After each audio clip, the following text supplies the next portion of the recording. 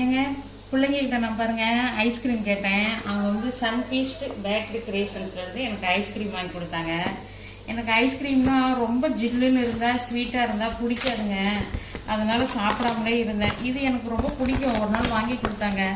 அது சொன்னதுனால பிள்ளைங்க வந்து ஊர்லேருந்து வந்திருக்கேன்னு எனக்கு வாங்கி கொடுத்தாங்க. நீங்கள் இந்த ஐஸ்கிரீம் சாப்பிட்ருக்கீங்களான்னு பாருங்கள். இந்த ஐஸ்கிரீம் இப்படி தான் இருக்கும்.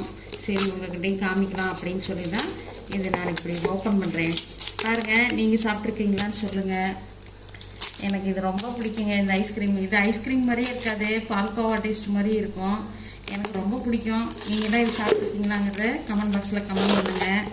வாங்க நீங்களும் ஆளுக்கு ஒரு ஸ்பூனு சாப்பிடலாம். பார்த்தீங்களா, இந்த ஐஸ்கிரீம் இப்படி இருக்கும். இது சூப்பராக இருக்குங்க, எனக்கு ரொம்ப பிடிக்கும்.